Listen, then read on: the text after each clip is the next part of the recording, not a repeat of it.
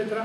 Pero luego ya en el imperialismo como tal, ya se aplicó, sobre todo después de la derrota del movimiento obrero en 1984 en Gran Bretaña, la victoria de Reagan, etc., se aplicó salvajemente esta política. Y a finales de los 80 ya la liberalización financiera. Y a partir de ahí una explosión incontrolable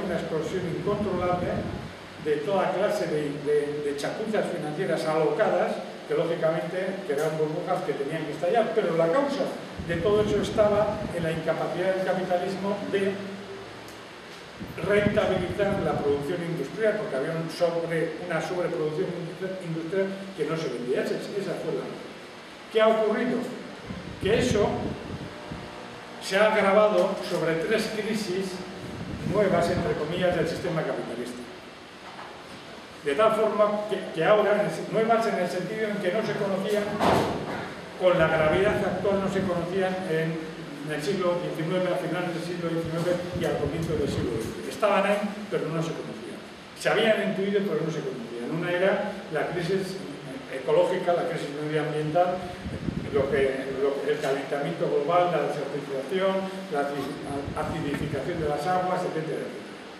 Hay ya indicios muy claros de que eso empezaba a ocurrir a finales del siglo XIX, eso está demostrado, pero básicamente es a partir de 1900 finales de los 60, comienzos de los 70, los primeros informes del Club de Roma, cuando ya se ponen directamente sobre la mesa de que un mundo finito, como es la Tierra, no tiene capacidad para absorber la carga destructora que implica el capitalismo. Esa es una de las características de esta crisis.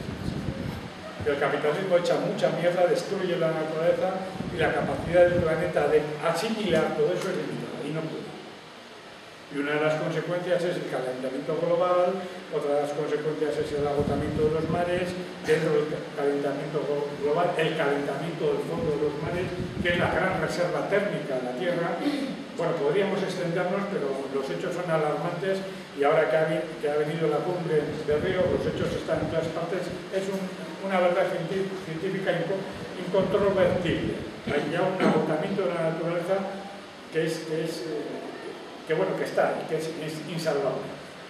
Eso es un dato que no se conocía antes, se intuía, empezaba, pero se intuía. Otro dato es precisamente el agotamiento de los recursos energéticos y de los recursos de las materias primas, que es otra realidad que ya los datos ya plantean que el pico del petróleo ha llegado en el 2008, el pico del carbón va a llegar dentro de poco, sobre todo el pico de materiales estratégicos, materias estratégicas, un montón de minerales que hay pocos en el mundo, eso se va a ir acelerando a una velocidad creciente y es el agotamiento de los recursos. ¿Por qué? Porque la Tierra es finita. La Tierra es una mota de polvo que flota en el cosmos, que no vale para nada, porque se agota. Y todos los estudios plantean que en estos momentos como mínimo necesitamos los recursos de 2 o 3, como mínimo, de 2 o 3 planetas como la Tierra para mantener el nivel de consumo actual. Y eso es literalmente imposible. Y la tercera gran contradicción del capitalismo es la autodestrucción del planeta, la autodestrucción del planeta. ¿Por qué? Básicamente por un conflicto nuclear, por un conflicto bioquímico y por un conflicto de guerra electrónica. La guerra electrónica sería en estos momentos desastrosa, porque paralizaría absolutamente todo. Se cerraría Internet, se cerrarían las telecomunicaciones, se cerraría automáticamente. No funcionarían, por hacernos una imagen, no funcionarían ni los semáforos, no funcionarían ni las ambulancias, no funcionarían ni los ascensores, no funcionaría, aparte de las finanzas y la banca internacional, no funcionaría ni el sistema eléctrico. La guerra electrónica destruiría las comunicaciones del planeta. Sería una guerra termonuclear, una guerra bioquímica, una guerra biológica y una guerra electrónica que dejaría el planeta prácticamente al borde de la extinción biológica. Esto se sabe desde los estudios de 1980 en adelante, cuando una serie de estudiosos, de científicos de izquierdas, analizó lo que se define como el invierno nuclear. Y estudiaron qué ocurriría simplemente con el estallido del arsenal nuclear en Europa occidental en la Unión Soviética, en zonas de China y en Estados Unidos.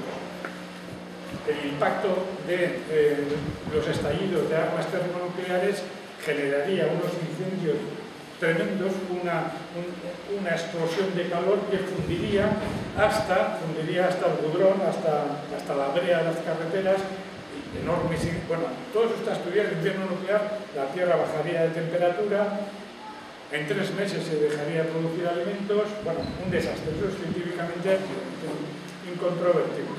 Si a eso añadimos la guerra biológica, la guerra electrónica, química, etcétera, la destrucción mutua asegurada.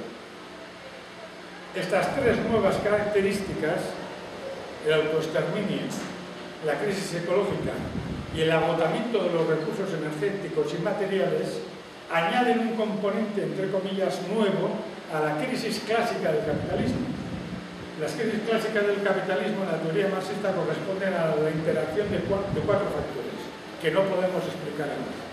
El factor de la caída tendencial de la tasa de beneficios, que es el motor interno de las crisis, el factor de sobreproducción, el factor de subconsumo y el factor de no proporcionalidad entre lo que se produce en la industria y lo que se consume en los servicios. Estos 4 factores entremezclados hacen que las crisis estallen, pero en el fondo responden a las interrelaciones de esos factores. Bien, a esta causa le añadimos las 3 restantes y nos encontramos con la primera vez en la cual la humanidad se enfrenta a una crisis nunca conocida en el riesgo, en la gravedad y en la situación presente. Hasta ahora todas las crisis del capitalismo se han resuelto con guerras mundiales, y no es cierto que haya habido 2 guerras mundiales. Como mínimo ha habido 3 guerras mundiales. La primera, la que enfrentó a Holanda con el Imperio Británico en expansión, luego se añadió el Estado francés, el imperialismo francés y a la vez el Imperio español. Y fue una guerra mundial porque se luchó en todos los continentes. La segunda ya fue lo que se llama, desde una perspectiva eurocéntrica, la Primera Guerra Mundial y luego la Segunda Guerra Mundial. Han sido guerras para sacar al capitalismo de un atolladero. El problema es que ante esta crisis actual, una guerra mundial lo que generaría muy previsiblemente sería el desencadenamiento de una guerra de autoextinción. Entonces no saben cómo hacerlo. Se ha sabido hace una semana que Alemania ha vendido submarinos a Israel, sabiendo que Israel va a poner cohetes nucleares en esos submarinos. Israel tiene como mínimo 200 bombas nucleares, como mínimo.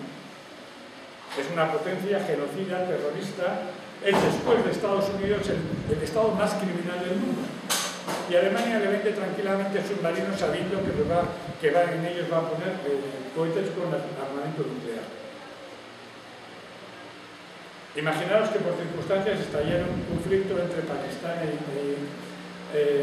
la India, que tiene armamento nuclear, o que el imperialismo ataca a Irán, que ya está preparando el ataque a Irán, que tiene derecho a autodefensa, o que por lo que fuera en Sudáfrica pasa cualquier historia y vence una contrarrevolución reaccionaria blanca y Sudáfrica tiene armamento nuclear, etcétera, etcétera. Pues llegase un desencadenante de factores donde estallara un conflicto. Estamos en esa situación. Cada vez abundan más los estudios que plantean que estamos en los años 1930, 1931, 1933, a nivel económico, a nivel de choque de potencias, a nivel de crisis financiera y a nivel de producción de armas. En los últimos 5 años, la producción y venta de armas ha aumentado un 25% a nivel mundial. Cuando las burguesías se arman es por 2 razones. Una para apostar a sus propios pueblos y otra para las guerras interburguesas. Ese es el panorama que hay. ¿Y ese panorama cómo impacta en Europa? En Europa impacta de una forma muy clara. En Europa se está procediendo en estos momentos, y aquí ya empezamos a entrar en la cuestión nacional tal cual se plantea ahora, se está produciendo toda esta crisis a nivel mundial, se está produciendo en una situación clásica en la historia de Europa. En la historia de Europa, debido a un elemento tan vital para el capitalismo, como es la concentración y centralización de capitales, la historia de Europa es periódicamente un conflicto militar entre las potencias hegemónicas.